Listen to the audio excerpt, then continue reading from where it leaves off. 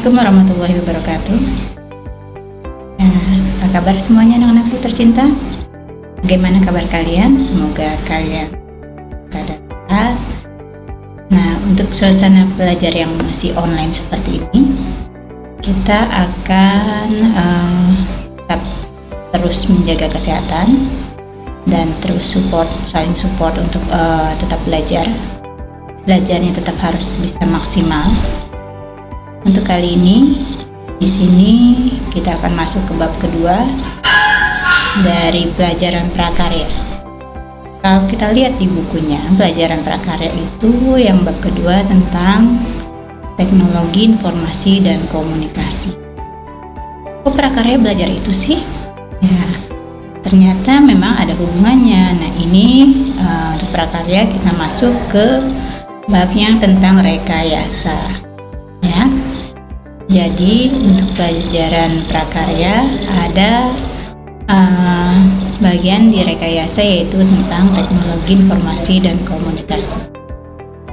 Oke, kita harus tahu dulu bagaimana sejarah dari komunikasi dan informasi di masa yang lampau sampai dengan teknologi yang kita gunakan sekarang. Check it out. Kita mulai.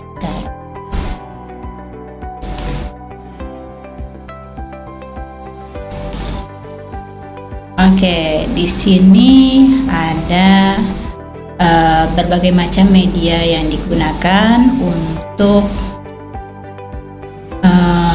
menjalin komunikasi dan informasi ketika sekelompok orang saling berjauhan. Ya, media apa saja yang bisa digunakan? Dari yang mulai zaman prasejarah sampai dengan zaman modern di sini. Di sini dari mulai zaman prasejarah mungkin orang dulu dengan menggunakan sinyal asap, ya, dengan kode-kode asap. Nah, ini untuk menandakan bahwa di sana ada sekelompok orang. Mungkin dengan sinyal yang mengepulnya lebih banyak, mungkin tandanya untuk berkumpul dan lain sebagainya. Kemudian ada juga dengan menggunakan trompet ataupun bunyi-bunyian yang nyaring seperti gendang dan lain sebagainya.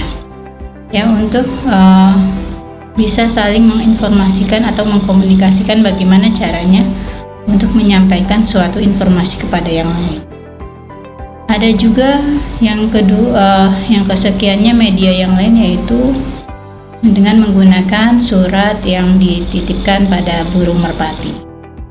Kalian tahu kenapa merpati, kantor pos itu berlogo merpati? Nah, karena zaman dahulu burung merpati dipercaya dapat mengantarkan amanat kepada dapat mengantarkan pesan kepada orang yang dituju.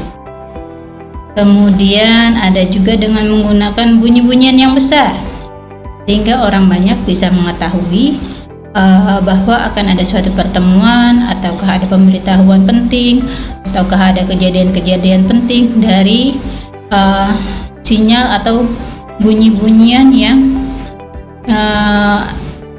diperdengarkan, apakah dengan menggunakan lonceng ataukah menggunakan kentongan dan lain sebagainya. Orang berkomunikasi zaman dahulu, ya, karena belum adanya kertas, ya, zaman prasejarah itu biasanya orang bercerita lewat gambar. Orang belum mengenal yang namanya tulisan. Orang bercerita lewat gambar dan medianya tidak ada kertas. Jadi biasanya bercerita lewat gambar di batu-batuan ataupun di dinding gua. Jadi kita kenal yang namanya prasasti dan lain sebagainya. Kemudian di sini ada mesin telegraf. Nah, mesin telegraf inilah yang pertama kali di sini mesin pertama kali untuk dia mengirimkan pesan melalui sinyal-sinyal sandi Morse. Dan ini perkembangan dari telepon seluler, dan ini adalah media-media alat komunikasi zaman modern yang digunakan untuk mendapatkan informasi ataupun untuk berkomunikasi. Oke. Nah, sejarah teknologi informatika. Nah, ini dimulai secara bertahap, dimulai dari yang paling primitif yang tadi Miss bilang, dari mulai yang menggunakan asap dan media atau bahan-bahan yang secara tradisional yang didapat dari alam, ataupun sampai dengan yang canggih pada masa sekarang ini. Nah, ini adalah media-media yang digunakan dari zaman prasejarah, dari mulai bangsa Sumeria yang menggunakan simbol sebagai hurufnya yang biasanya dilukiskan pada dinding gua. Kemudian ada bangsa Mesir kuno yang mulai mengenal huruf yang berupa huruf hieroglif, ya. Jadi bangsa Mesir kuno adalah bangsa yang pertama yang menggunakan huruf hieroglif sebagai pengantar bahasanya. Walaupun di sana juga masih belum mengenal yang namanya kertas. Jadi dituliskan pada tembok, pada dinding ataupun pada batu untuk menceritakan peradabannya. Setiap gambar pasti mempunyai suatu arti. Nah, kemudian meningkat pada tahun 500 sebelum Masehi. Nah, ini sudah mulai adanya pembuatan kertas yang terbuat dari serat pohon papirus. Kertas yang awal-awalnya di sini, pertama kali di sini, ini mungkin jauh dari sempurna, ya. Tapi sudah bisa serat pohon papirus ini sudah bisa dimanfaatkan oleh orang zaman dahulu untuk dapat menuliskan segala macam kisahnya yang dapat diceritakan lewat kertas, tidak lagi menggunakan batu, karena mungkin penyimpanannya juga akan semakin sulit kalau menggunakan batu, ya. Jadi dengan menggunakan kertas, penyimpanannya pun juga akan semakin mudah dan tidak makan tempat. Pada tahun 105 sebelum Masehi, bangsa Cina juga berhasil menemukan kertas. Nah, kertas inilah yang didaulat menjadi kertas yang pertama, ya, kertas yang halus, ya, tidak seperti pohon papirus yang masih kertas kasar, yang seratnya juga masih kasar, yang digunakan untuk menulis. Nah, bangsa Cina inilah yang menemukan kertas yang terbuat dari serat pohon bambu. Kertas yang terbuat dari serat pohon bambu ini diyakini sebagai kertas yang paling bagus pada masa itu, pada masa eranya. Mungkin kalau sekarang, mungkin kita kalau menemukan kertas yang zaman dahulu, sama ya, kalau misalnya kita menemukan buku-buku zaman dulu berubah warnanya menjadi kuning dan lain sebagainya, karena memang setiap kertas pasti akan mengalami perubahan warna dari masa dimensinya ketika waktunya itu semakin lama tersimpan. Kemudian kita next lagi. Nah, di sini kalau kita lihat, ini adalah berbagai aktivitas yang biasa dilakukan oleh orang zaman prasejarah, yaitu dengan menggunakan kepulan asap dan juga membuat gambar-gambar di dinding gua. Mereka mau bercerita, tapi dengan menggunakan ceritanya yaitu dengan menggunakan lewat gambar yang ditorehkan di dinding-dinding gua. Nah, pada masa lalu untuk menyampaikan informasi dilakukan komunikasi dengan sangat sederhana. Nah, komunikasi adalah penyampaian pesan atau informasi oleh seseorang kepada orang lain. Dalam menyampaikan informasi dapat dilakukan secara langsung maupun menggunakan media komunikasi. Beberapa alat komunikasi pada masa lalu yang tadi kita sebutkan, ya, ada asap, kemudian ada kentongan, ada daun lontar, ada lonceng, ada burung merpati, ada trompet, ada prasasti, ada burung merpati dan sebagainya. Ya. Ini adalah bagaimana cara mereka menyampaikan informasi dari zaman dahulu dengan media-media yang sangat-sangat sederhana. Nah, bayangkan kalau misalnya kita di zaman dahulu belum ada teknologi, kita menyampaikan informasinya pasti akan terhambat. Di sini kita di masa modern, kita sudah terhubung dari antar negara ke antar negara yang lain. Ya, jadi sudah mulai terhubung, satu dunia terhubung oleh jaringan yang namanya internet. Yang namanya segala macam informasi dapat kita dapatkan dalam sekian detik. Jadi nggak perlu yang namanya menunggu beberapa waktu yang lama untuk mengetahui berita keadaan yang sangat genting di suatu daerah, di suatu tempat. Ada telepon, ada internet, kemudian kalau kita ingin mengirimkan berupa gambar, ini ada yang namanya facsimile. Kemudian di sini ada komputer, ada laptop, bisa di printer ya. Kemudian ada headphone-nya, webcam-nya, dan lain sebagainya. Peralatan-peralatan ini terhubung yang dengan namanya jaringan. Jaringan internet itu dapat menghubungkan dari satu komputer ke komputer lainnya di seluruh dunia. Nah, mulai abad ke-20, teknologi komunikasi mulai berkembang pesat. Penemuan media digital menjadi aktivitas manusia untuk menjadi semakin mudah dalam berkomunikasi. Yang tadi media-media modern yang kita bisa dapatkan sekarang ini antara lain surat kabar, radio, televisi, facsimile, telepon, handphone, handy-talkie, komputer, ataupun laptop.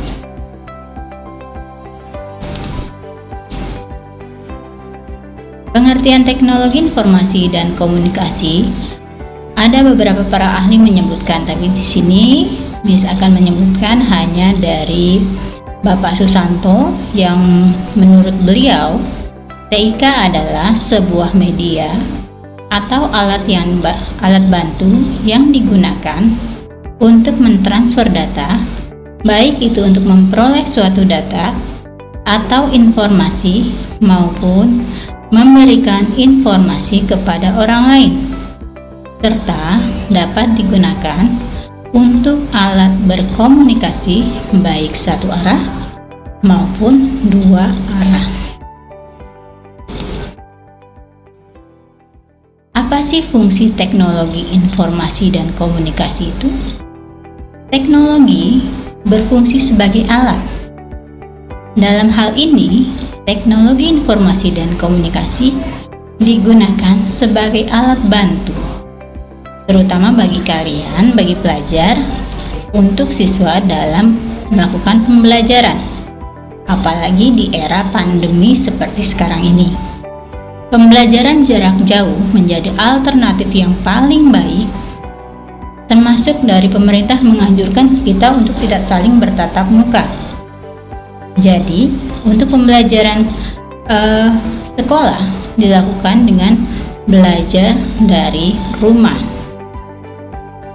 Untuk kalian yang belajar dari rumah harus melek teknologi, karena ketika kalian hanya menggunakan teknologi hanya sebagai user pengguna gamenya saja, maka kalian akan ketinggalan jauh ilmu pengetahuannya dengan kawan-kawan yang lain yang terus-menerus menggali pengetahuan dari era globalisasi seperti sekarang ini. Internet tanpa batasan, ilmu pengetahuan dapat kalian dapatkan dari sumber internet.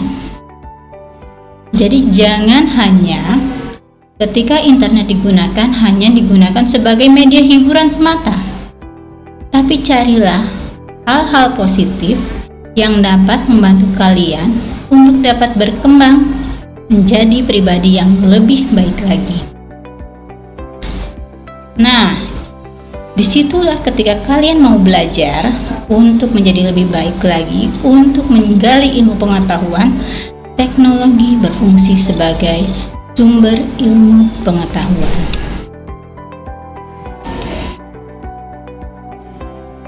Nah, bagaimana peralatan yang digunakan untuk membuat bahan tik?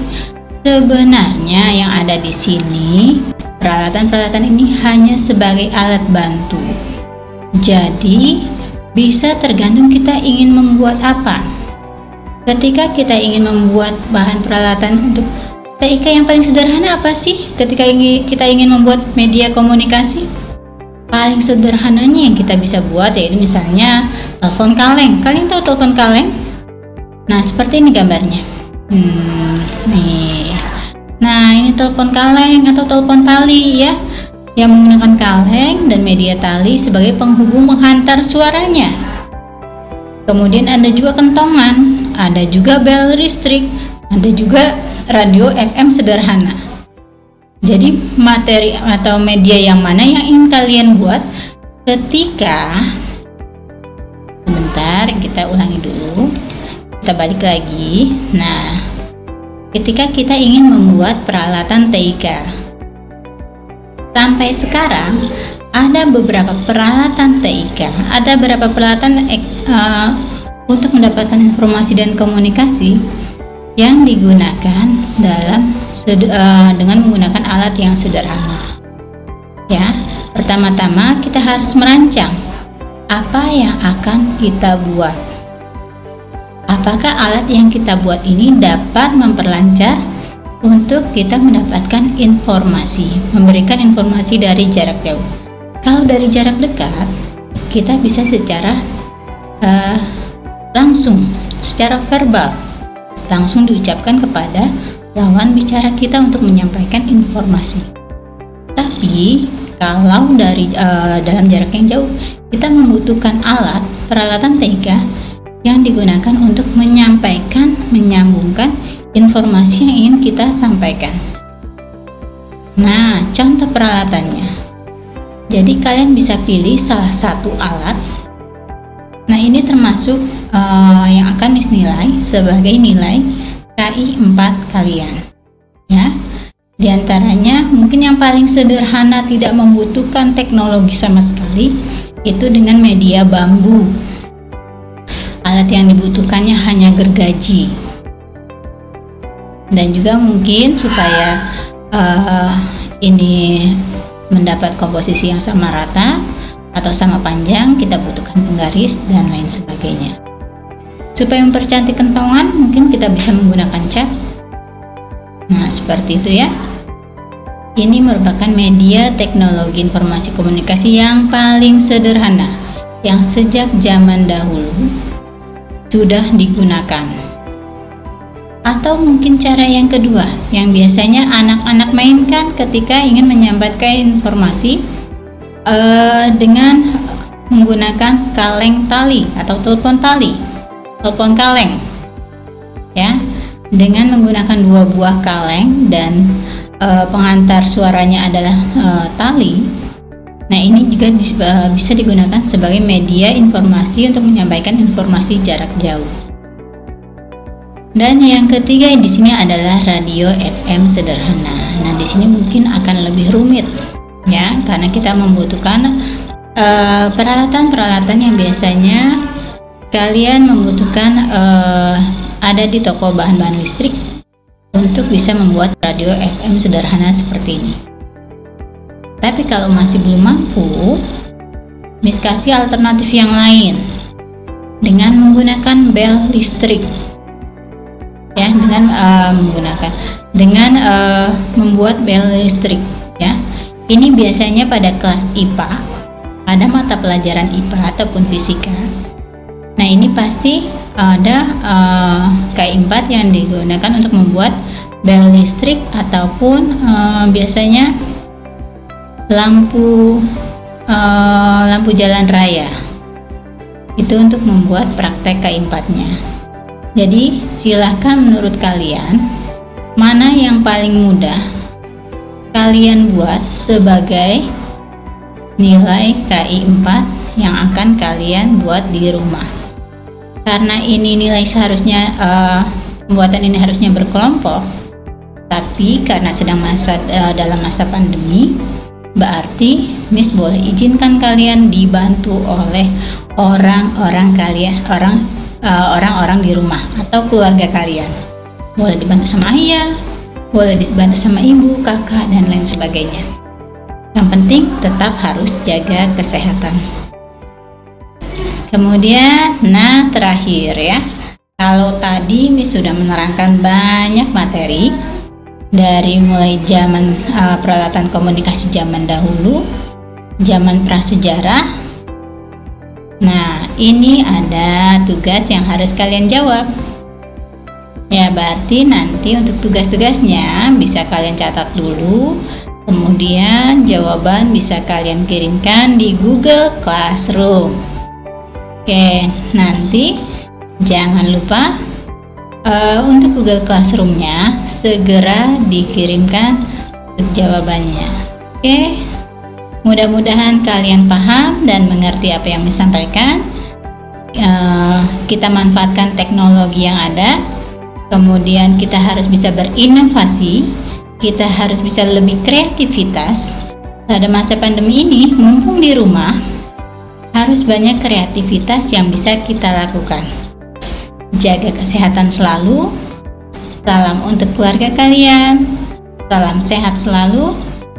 Assalamualaikum warahmatullahi wabarakatuh.